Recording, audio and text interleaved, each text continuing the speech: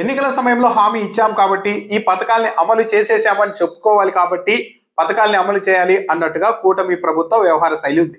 చంద్రబాబు నాయుడు ప్రభుత్వం ఉచిత బస్సు ప్రయాణం కూడా ప్రారంభించింది మహిళలకి. ఈ పథకాన్ని ప్రారంభించిన సమయంలో ఇది మహిళల ఆత్మగౌరవాన్ని నిలబెడుతుంది. బస్సుల్లో ఉచితంగా ప్రయాణించడం వల్ల వివిధ ప్రాంతాలకు వెళ్ళి అనేక అవకాశాలని మహిళలు చాలా సులువుగా సొంతం చేసుకోగలుగుతారు, అభివృద్ధి చెందుతారు అంటూ చంద్రబాబు నాయుడుతో సహా ప్రభుత్వ పెద్దలంతా వ్యాఖ్యానించారు. కానీ తీరా ఈ పథకం వల్ల మహిళలు అభివృద్ధి చెందడమో అనేక అవకాశాలు అందిపుచ్చుకోవడమో కాదు, ఆల్రెడీ అవకాశాలు అందిపుచ్చుకొని ఉద్యోగాలు చేసుకుంటున్న మహిళలు కూడా తీవ్ర ఇబ్బంది పడే పరిస్థితి వచ్చింది. మహిళల ఆత్మగౌరవం పెంచుతుంది అన్నారే కానీ ఈ పథకం అమలు జరుగుతున్న తీరుతో మహిళలు ఆత్మన్యూన్యతా భావానికి లోనవుతున్నారు, అనేక అవమానాలు ఎదుర్కొంటున్నారు. 2 రోజుల క్రితం ఈనాడు పత్రికలోనే రాశారు అనంతపురంకి సంబంధించి.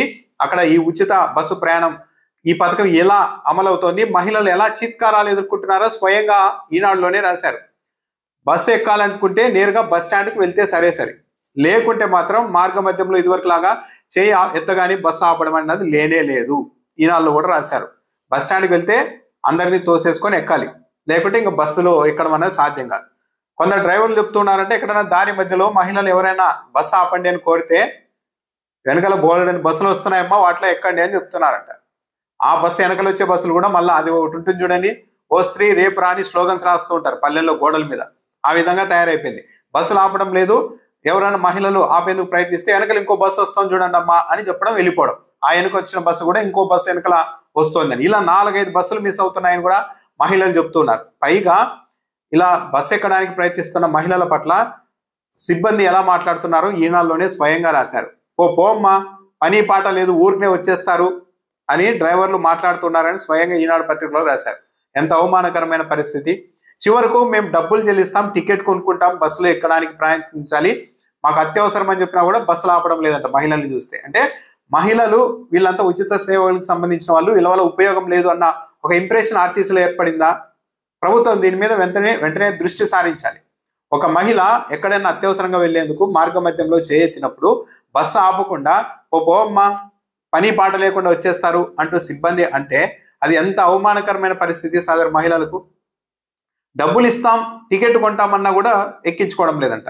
అది డ్రైవర్లకు కూడా ఇబ్బంది, సిబ్బందికి కూడా ఇబ్బంది. ఇక్కడ ఏంటంటే నిజంగానే ఒక మహిళలు డబ్బులు పెట్టే స్తోమత ఉన్నప్పటికీ కూడా టికెట్ కొని బస్సు ఎక్కుదామని ఎక్కినా కూడా ఒకవేళ వాళ్ళకి టికెట్ కొంటే మళ్ళీ అది ఎక్కడ వివాదం అవుతుందో, మహిళలకు ఉచితం కదా టికెట్ ఎలా కొట్టారు అన్న మళ్ళా వివాదం మా మీదకి వస్తుందన్న ఉద్దేశంతో సిబ్బంది మహిళలు కనపడితే చాలు బస్సు ఎక్కించుకోవడం లేదు.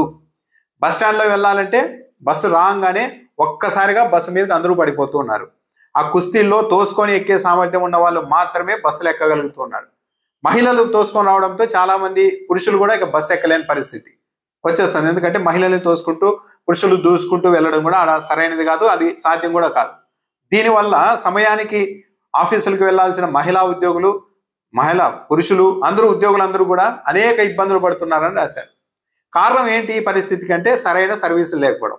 రద్దీ ఎంత ఉంటుంది అని అంచనా వేసి అందుకు తగ్గట్టు బస్సులు సిద్ధం చేయకుండా కేవలం ఉన్న బస్సులతో కొన్ని బస్సులు అడిషనల్గా చేర్చి ఈ పథకాన్ని ప్రారంభించడం వల్ల ఈ పరిస్థితి వచ్చింది. చెప్పాలంటే ఆర్టీసీ బస్ డ్రైవర్లు కావచ్చు, కండక్టర్లు కావచ్చు, వాళ్ళ పరిస్థితిని కూడా అర్థం చేసుకోవచ్చు. ఎందుకంటే బస్ స్టాండ్లోనే ఇక మోతాదుకి మించి బస్సు ఎక్కేసేసి సీట్లలో అందరూ నిలబడుకొని మరీ వెళ్తూ ఉన్నారు. ఇంకా ఆ పరిస్థితి ఉన్న తర్వాత మధ్యలో ఆపుతూ అందరినీ ఎక్కించుకొని వెళ్ళడం వాళ్ళకు కూడా సాధ్యం కాదు, అది ప్రయాణానికి కూడా అంత సురక్షితం కాదు.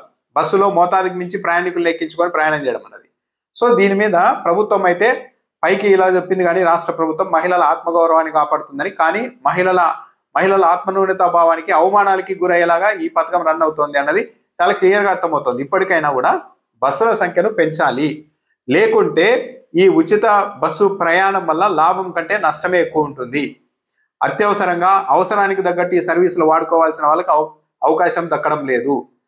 ఉద్యోగాలకు వెళ్లాల్సిన మహిళలకు కావచ్చు, పురుషులకు కావచ్చు బస్సు సౌకర్యమే లేకుండా పోయింది. ఆర్టీసీ బస్సు ఎక్కాలి అంటే భయపడే పరిస్థితులు వచ్చేసాయి.